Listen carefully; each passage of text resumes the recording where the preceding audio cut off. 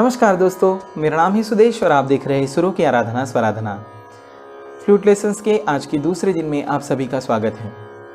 हमने पिछले एपिसोड में बांसुरी का बेसिक फंक्शन देखा था और बांसुरी पे हमने सारेगामा सीखा था। एक बार फिर से उस चीज़ को थोड़ा सा रिवाइज करते हैं और आज का एपिसोड शुरू करते हैं। तो सबसे पहले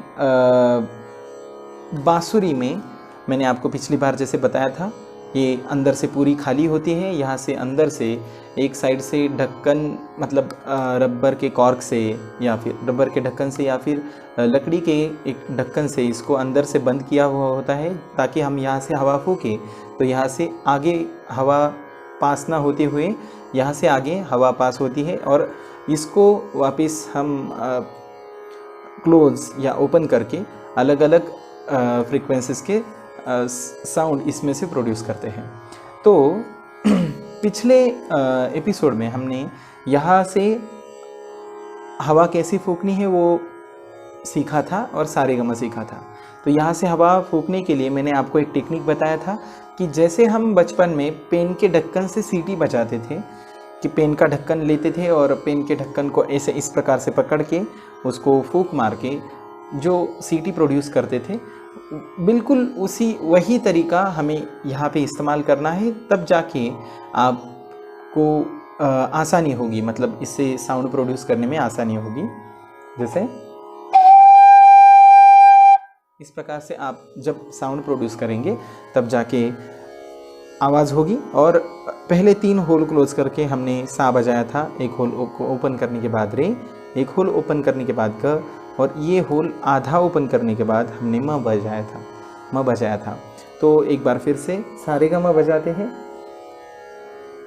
पहले तो हमने ये तीनों होल को क्लोज किया। हाँ, बांसुरी को होल्ड भी कैसे करना है, ये 3 होल क्लोज करने के बाद ये अंगूठा आपका इस उंगली के आगे नीचे से होना चाहिए और दूसरा अंगूठा इस होल के और इस होल के बीच में थोड़ा सा यहाँ पे, और यहाँ पे हमारी लिटिल फिंगर से इसको होल्ड करना है, ताकि बांसुरी की होल्डिंग अगर अच्छी होगी तो बांसुरी में ग्रिप अच्छी आएगी। जैसे कि होल को क्लोज करना है तो ग्रिप अच्छी आएगी। तो एक बार अभी मैं सारेगामा कैसे बजाना है वो आपको वापस बताता हूँ। जैसे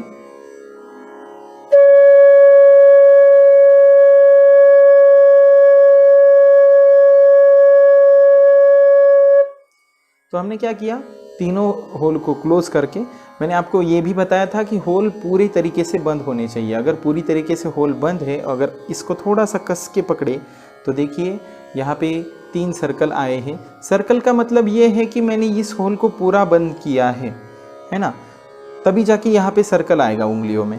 तो अगर हमने तीनों होल को अच्छे से क्लोज किया और उसके बाद फूंक मारी तो हमारा हो जाएगा सा। इसके बाद एक होल ओपन करने के बाद रे, एक और होल ओपन करने के बाद ग,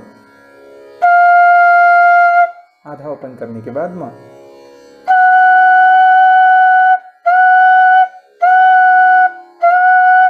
तो आधा ओपन करने के लिए मैंने आपको बताया था कि इसको आपको बिल्कुल 30 to 40% ही ओपन करना है, तब जाके वो शुद्ध म का साउंड प्रोड्यूस होगा। और ये बांसुरी में बजाने के लिए सबसे ज़्यादा डिफ़िकल्ट चीज़ है, क्योंकि उसको हमको आधे से कम ओपन करना होता है और वो जो फ्रीक्वेंसी है वो शुद्ध म को मैच करनी होती है। ये थोड़ा सा डिफ़िकल्ट होता है इनिशियल स्टेज पे, लेकिन अगर आप हर रोज़ करेंगे तो आसानी से आ जाएगा। ओके,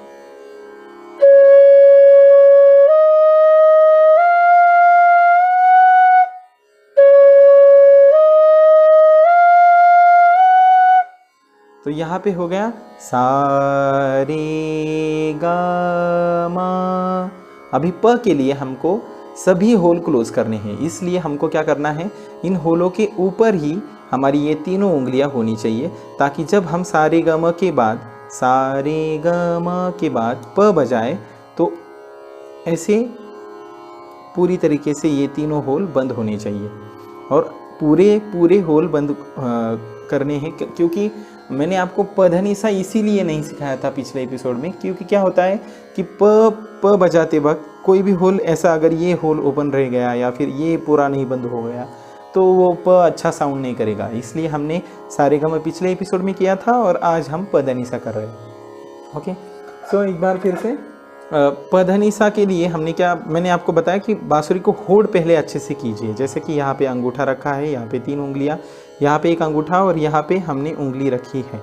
तो इस प्रकार से आपको प के लिए सभी होल को क्लोज करना है। ओके, एक बार फिर से सारेगामा बजाते हैं।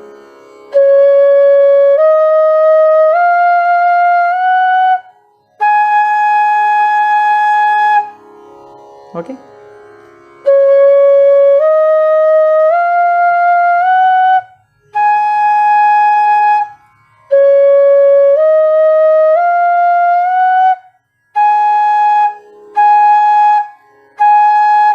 अगर ये प अच्छे से प बजाते वक्त अगर कि कोई होल थोड़ा बहुत भी ओपन रह जाता है तो प अच्छा साउंड नहीं करेगा। ओके,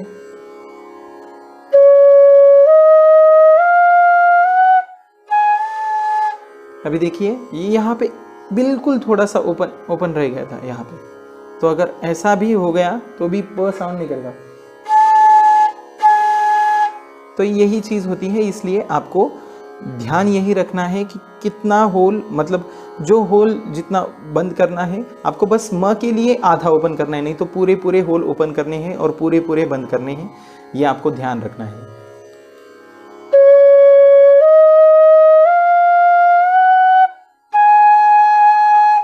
अभी प तक आए हैं।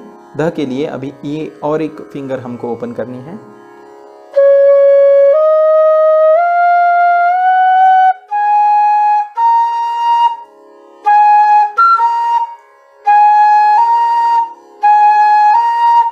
प ध सा रे गा मा पा धा, ठीक है। सा रे ग म के लिए स्लाइड किया या फिर आगे से, जैसा आपको ठीक लगे। सा रे ग म प के लिए सभी क्लोज। धा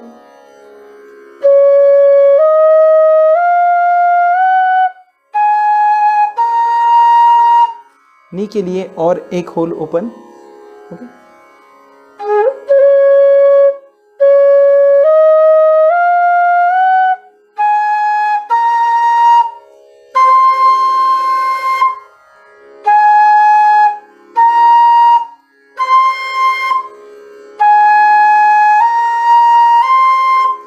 प ध नि प ध नि।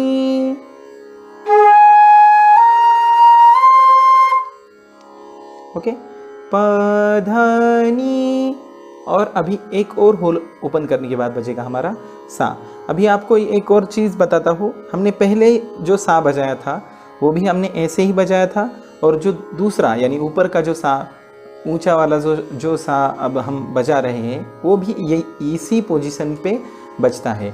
तो अभी क्या करना है आपको, जितना एयर ब्लो आप नीचे कर रहे थे उससे दुगना एयर ब्लो अभी आपको यहाँ पे करना पड़ेगा। हम क्या कर रहे हैं, सा के बाद रे के लिए थोड़ी और ज़्यादा हवा फूकने की ज़रूरत पड़ रही है। मतलब हवा का प्रेशर धीरे धीरे बढ़ता जा रहा है। जैसे जैसे हम सुरों को आगे लेते जा रहे हैं वैसे वैसे हवा का प्रेशर बढ़ता जा रहा है। मतलब हवा का जो फ्लो आप बांसुरी में डाल रहे हैं वो ज़्यादा होता जा रहा है। देखिए,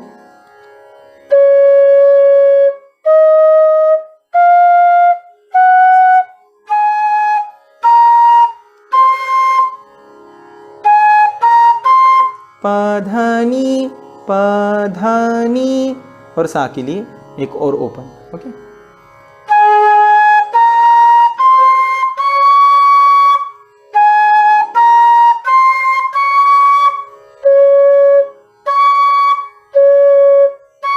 मैंने क्या किया, सा सा सा सा, तो नीचे का सा और ऊपर का सा, दोनों सा यही इसी पोजीशन पे बजते हैं। लेकिन आपको बस क्या करना होता है कि हवा मतलब हवा का जो प्रेशर आप दे रहे हैं उससे आपको इन दोनों सा को कंट्रोल करना पड़ेगा। जैसे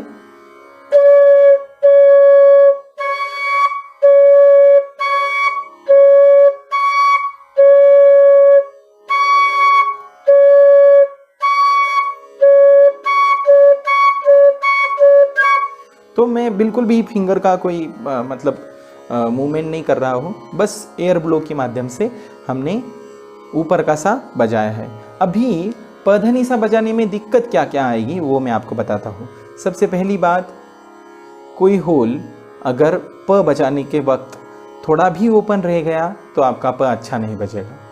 सबसे पहली बात आपको क्या करना है, सभी होल को पूरी तरीके से कस के अच्छे से बंद करना है, तब जाके आपका प का साउंड अच्छा आएगा।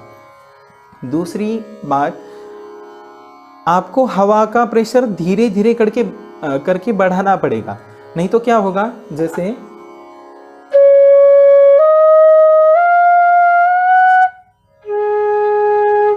अगर हमने हवा का प्रेशर बढ़ाया नहीं तो ये नीचे का प भी बज सकता है। ये भी प है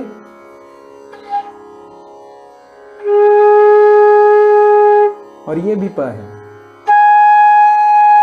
लेकिन हमको इसके बाद ये वाला प चाहिए। ओके, अभी ये देखिए,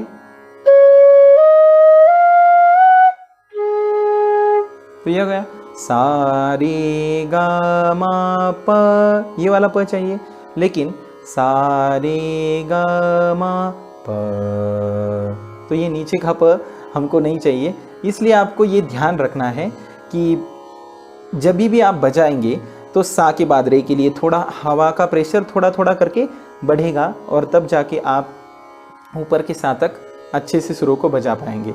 सबसे पहली बात, आपको होल को अच्छी तरीके से बंद करना, ओपन करना आना चाहिए, और म के लिए आधा होल ओपन करने की प्रैक्टिस आपको बहुत ज़्यादा करनी पड़ेगी, तब जाके आपका शुद्ध म अच्छे से बजेगा। ओके, तो अभी हम सारे गा मा प ध नि सा सा नि ध प, धीरे धीरे करके सारे गा मा प ध नि सा नि ध प मगरे सा ये बजाते हैं।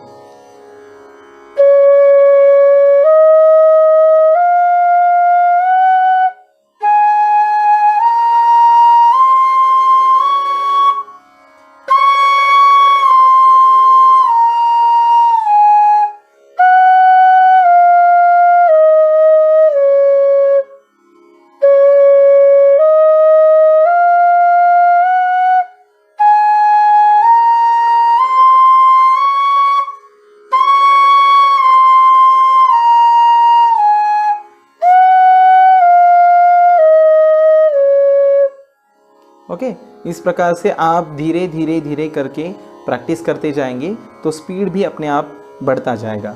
आपको एक बार ऐसी ग्रिप पकड़नी आ गई और ये पोजीशन आपको ध्यान में आ गई तो उसके बाद आपको बांसुरी बजाना आसान जाएगा, और धीरे धीरे करके ये प्रैक्टिस से आएगा।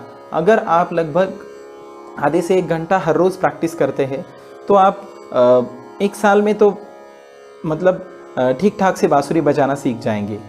हर रोज़ प्रैक्टिस करना है, समझ बूझ के प्रैक्टिस करना है, तब जाके आपको ये जल्दी जल्दी हासिल होगा। ओके, सो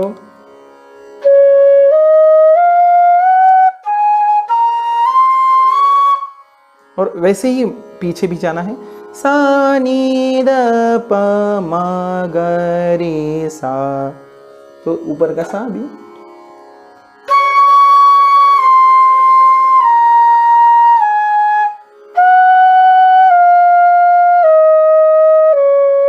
आपने जिस प्रकार से सारेगामा की प्रैक्टिस की थी, सारेगामा सारेगामा इस प्रकार से की थी, तो आप पधनीसा की भी प्रैक्टिस अभी ऐसे कर सकते हैं।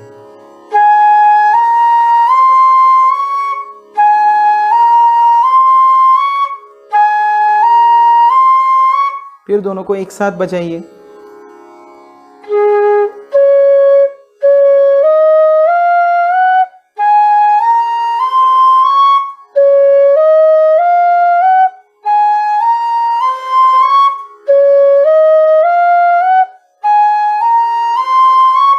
और फिर वापस जाना है, सा नी द प म ग रे सा।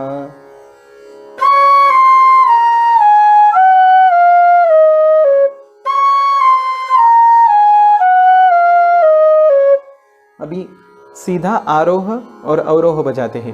ऊपर जाने को कहते हैं आरोह, आरोह यानी नीचे के सुरों से ऊपर के सुरों तक जाना, और अवरोह का मतलब है ऊपर के सुरों से नीचे के सुरों तक आना। तो आरोह और अवरोह बजाते हैं।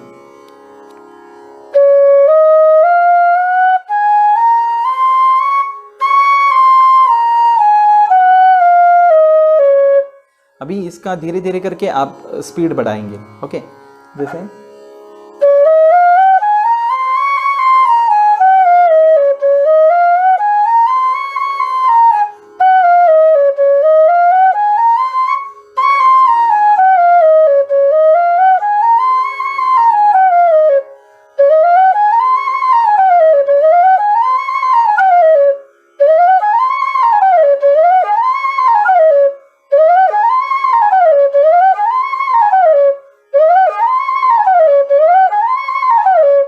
धीरे धीरे करके आ जाएगा।